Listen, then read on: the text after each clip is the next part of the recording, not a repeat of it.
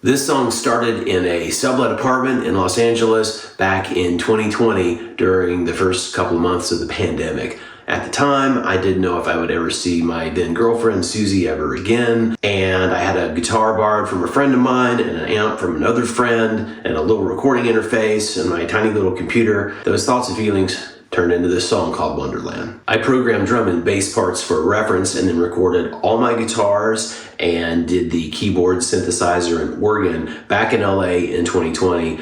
But it took me until early 2026, just last month, to work up the courage to finally do the vocals and mix everything. And I did that here in the suburbs of Paris just about 2 weeks ago. The plan was to replace the programmed drums and bass with real players. I reached out to my old friend Chris Tinsley from Atlanta. He had been in the band Follow For Now. He had been a bandmate of mine in Minority Rules.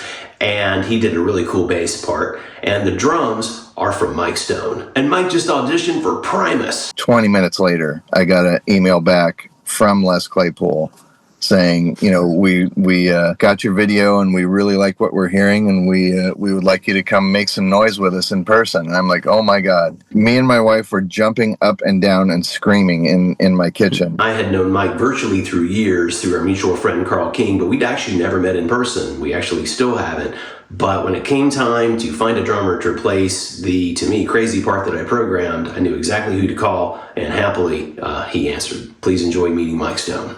When I was about 11 years old, my sister brought to my attention Rush. She had Exit Stage Left on vinyl. She heard YYZ on, that version. I remember it like it was yesterday, her calling me from my bedroom going, Michael, you have to hear this at, nice full volume on the giant console stereo like everybody had back in those days. I just remember hearing what was going on there and just being so amazed that there was one person making all of that sound. I gave away most of my stuff. I, sold whatever I had that was sellable, got in my van and moved to California by myself with my drums and my clothes, and, proceeded to try and find a way to make a life as a professional musician. Quite a rough beginning because, I spent the first 6 months just living in my van. Try finding work when you don't have an address and you don't have a phone. Pandemic happened. I had to leave China, and I went back and I sublet a friend's place in LA that he was stuck out of the country as well. And I'm there, and I've got a guitar borrowed from a friend, and I've got my little laptop and a little recording interface, and there's a friend's amp that I've got, and I'm like, I've got to do something. I'm going crazy. So Wonderland's kind of a big deal for me because it's actually now my second release because I did a thing for a soundtrack. This is my very first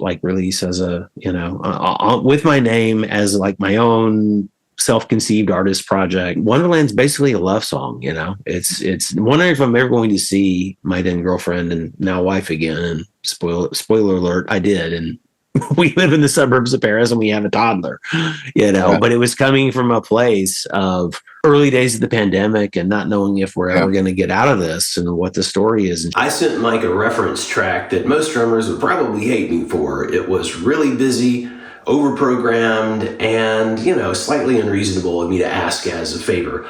But pretty quickly, he sent me back 2 takes. They were both great, and I just chose the one that I thought was greater, and that's what you hear in the song here. When I hear the initial, the scratch drum tracks or the programmed drum tracks, I'm just listening to it and going, okay, how can I best represent this? And, put my stamp on it a little bit and, just keep it as musical as possible and not about look at me, because it's really, I'm in a supporting role there. It's not, it's not my project. It's, somebody wants me to give them, take program drums and instead, give them that same feel, but much more humans. That's the hard part about examining a mix. When somebody goes, hey, can you tell me about this mix?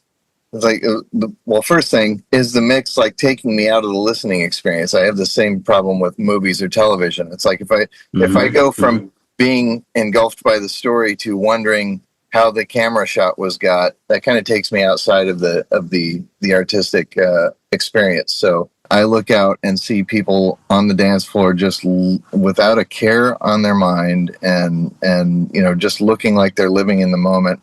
that really, I mean, that's there's been many times where that's literally choked me up on stage, where I can feel my throat just going, oh geez, oh man, over some cheeseball song like Footloose or something, where I see people just losing their minds over this song, where I'm like, oh, I hate this rhyme scheme. Oh my goodness, look at how much this lady is enjoying this.